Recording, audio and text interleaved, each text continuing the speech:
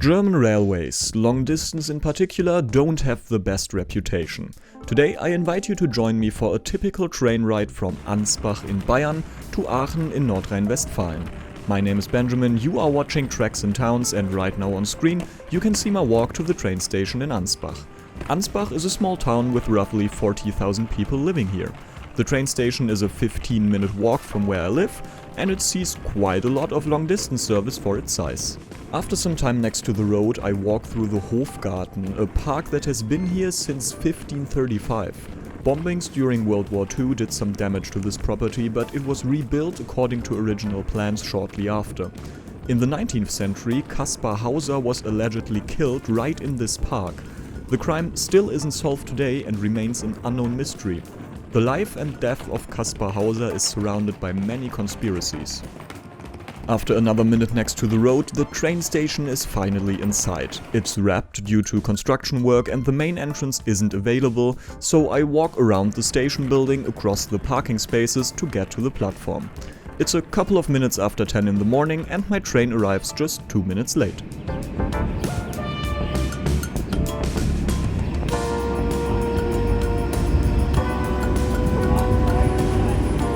It's an InterCity 2 that should arrive in Karlsruhe, where I have to change trains in roughly 3 hours.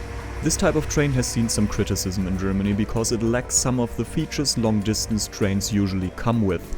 But before we talk about the lack of features, let's talk about what this train actually offers at your seat.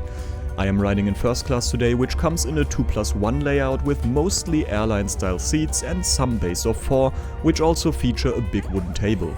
As I sit in a solo seat, the table available to me is mounted to the backside of the seat in front of me. You can also find a storage net, a footrest and a power outlet for your electronic devices. In my opinion, these seats are comfortable enough for short and medium trips. Legroom is great, but headroom isn't. Due to these units being double-decker wagons, you really have to watch your head when standing up. Besides the luggage area above your head, there's another one right outside the seating area which was occupied by water, which is meant for delay situations. As this was a very warm day and I was thirsty, I stole one. Yes, I just committed a crime, I guess.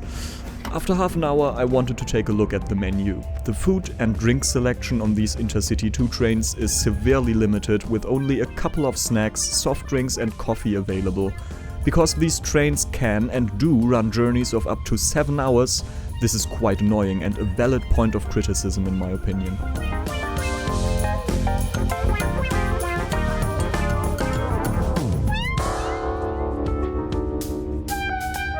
Just before 11 in the morning and moments before approaching the intermediate stop of Ellwangen, a notification arrives on my phone. The train I have to take next, a high-speed train that starts in Basel, Switzerland, is delayed by what? 215 minutes! Okay, that's quite something, even for German railways. Luckily, the delay disappears about 20 minutes before we stop in Stuttgart. Maybe someone just pressed the wrong button.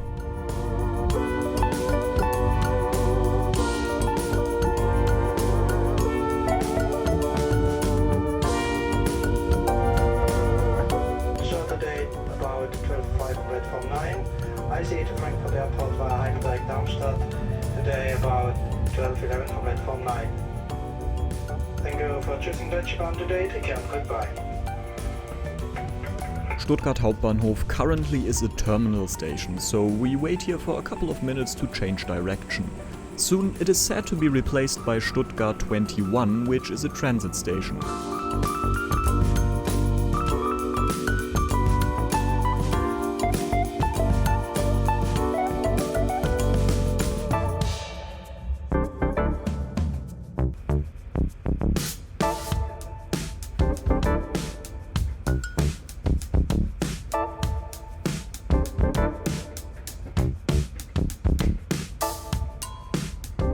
Another hour later, we arrive in Karlsruhe, another major changeover station for national and international travel. Arrival is on time and I have 7 minutes to get to platform 3. The demand in the app for my next train switched to exceptionally high demand expected long ago, so I was very much looking forward to this journey in an ICE 4. Though it actually wasn't that bad, at least not in first class. The ICE4 can run up to 265 km per hour and can therefore be classified as a high-speed train. It's also called DB Class 412. Deutsche Bahn ordered 137 of these in 3 different lengths from Siemens Mobility. The ICE4 started service in 2017 and is supposed to run on some of the slower high-speed routes, as dumb as this might sound. February this year, Deutsche Bahn took delivery of the last unit that was a part of this contract. The ICE4 includes all the amenities you would expect, but today's unit could be slightly cleaner. The seats are comfortable, there is plenty of luggage and bicycle space. The onboard restaurant offers full meals alongside snacks and sweets. By the time of the journey in early August, the Taste of Italy is the seasonal menu on offer. As I usually choose to consume my meal at my seat, I didn't film the sit-down space in the restaurant, but there is one on every ICE train. The pasta was quite decent, a bit oily for my taste and rather uninspired, but hey, it's train food. The lemonade was really nice. Both totaled to €13.90, which is okay.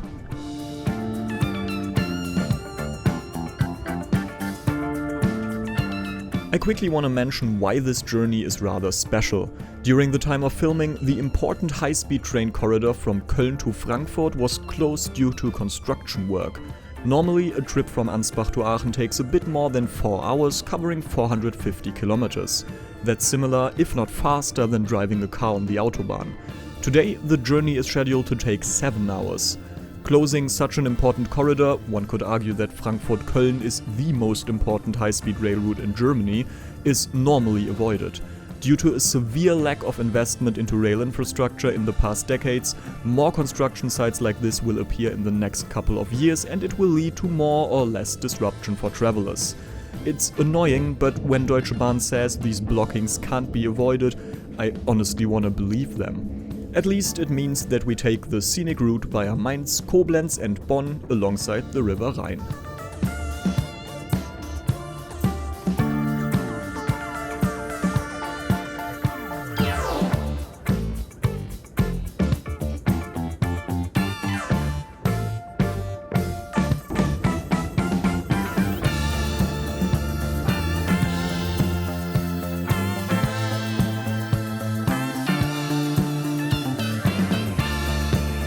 I arrive in Köln on time and the third train of this trip already waits for me.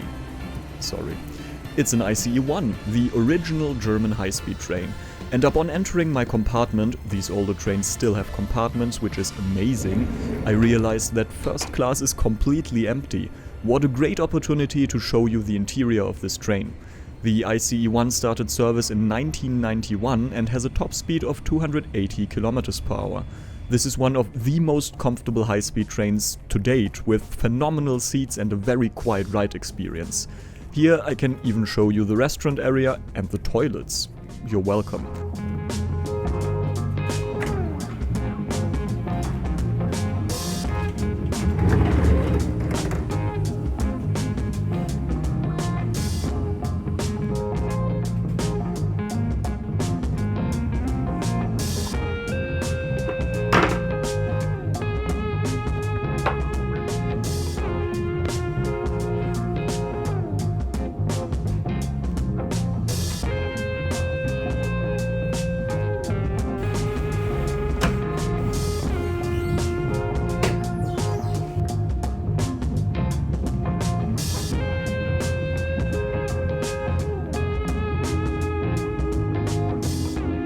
After all, I arrive in Aachen exactly on time. Yeah, still 3 hours later than via Frankfurt, but at least they were able to keep their substitute promise. One day after the lengthy train trip, I went to a concert with my dad and one of his friends. Manfred Mann's Earth Band in Würselen by Aachen. Even though the median age of the audience was about 65, I very much enjoyed it. We went there by car, by the way. Not that this is a bad thing, I just wanted to mention it because I guess this channel also is about urban mobility. But not in this video, I already talked for too long. I will show you more of Aachen in a future episode, but now let's ride back home. It's the 7th of August and I make my way back to Ansbach. I leave Aachen on time and once again in a beautiful compartment inside an ICE 1.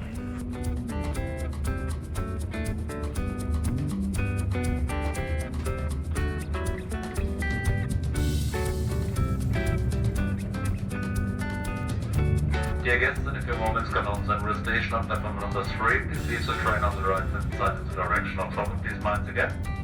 One connecting trains will be reached. Thank you for choosing Deutsche Bahn today. Take care and goodbye.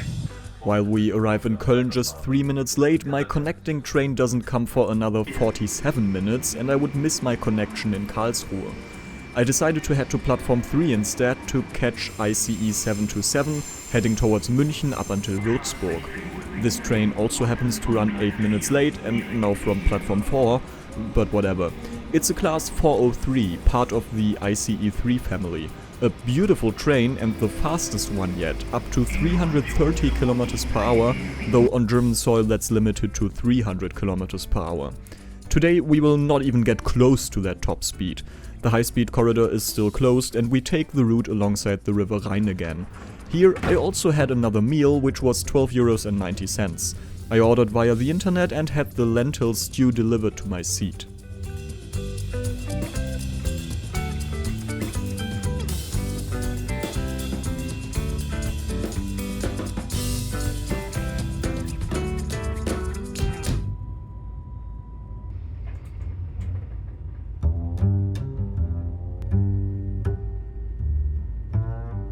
This feels like a good time to talk about the cost of this journey. I own a Bahn card which gives me 25% off every journey. The Bahn card is roughly 80 euros for a year in first class, though if you're older than me it will be more expensive. Except if you're a lot older, then it's cheaper. For the drive there I paid 38,90 euros in first class, booked about 6 months in advance and including the 25% discount. This honestly isn't the best value. The drive back was 35,90 euros, also booked 6 months in advance. Usually I would reconsider my schedule if the prices are that high, but sadly I wasn't able to reschedule the concert. Don't get me wrong, this is decent value for a first class trip of about 450 kilometers, but most of the time I pay half of that while booking similarly early, so it just feels slightly steep.